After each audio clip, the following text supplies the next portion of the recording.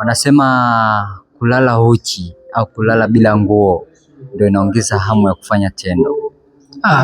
Mimi siamini ndugu yangu. Kwa sababu mimi tangia mdogo mpaka nakuwa mimi napenda sana kulala na penzi. Inaweza ikatokea emergency.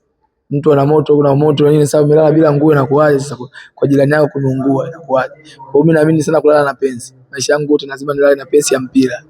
Hivyo sana hivyo. Hivyo yani. Hivyo sana. Unashauri nini kwa wale ambao labda analala bila nguo au analala na nguo vyepesi stress? Stress. Mimi labda kwa sababu watu wengi wameoa, sasa mimi labda kwa watu waliooa siwezi kuwashauri. Ila kwa ndugu zangu mimi nawashauri bana, sio nzuri.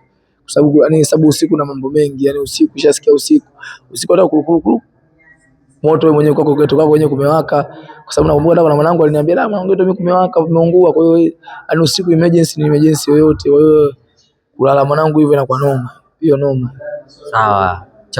Cha kumalizia hapo, labda naona ngoma yako moja imetembea hivi, umeona na kuona imetembea nini hivi, ni nini labda au watu kupataje ili waendelee kukusupport kwenye hapa na pale? Mimi ndio kunisupport kwenye official Kiponza. Yani kikubwa mimi nahisi tufanye ngoma kwa mkakati, yani wasanii wa Singeli yote, kwa sababu kama ukiona Marume alichokifanya, mara kafanya Mzee wa Box, mara kafanya hivi, yani kama tunaharibu muziki wetu wa Singeli. Kwa kuwa mimi na imani ilikuwa tuliishi kwa malengo mimi na wewe, ilibidi itembee tuseme labda hata mwenzi obviously tufanye muziki liwe mkubwa, hata mwenzi ile tuliishi kwa malengo ifike.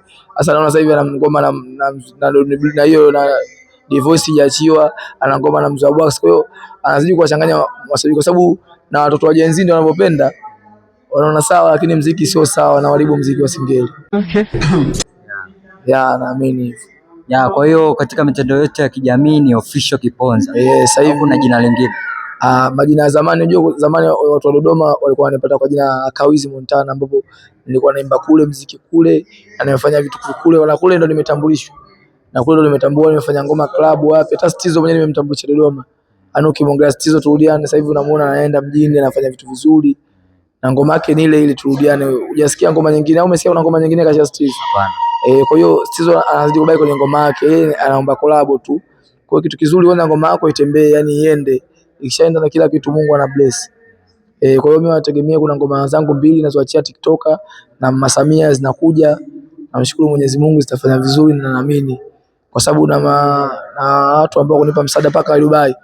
Nimemcheki mwanangu rafiki yangu wa Dubai, kananiambia nzuri kaipenda, kananiambia niendelee kufanya kitu kizuri. Nakubali bro. Respect. Respect sana. Hii ni Real Life TV, usahau kulike, kufollow hapo ili kupata updates zote kwenye The Real Life TV. Kutana kwenye comment hapo.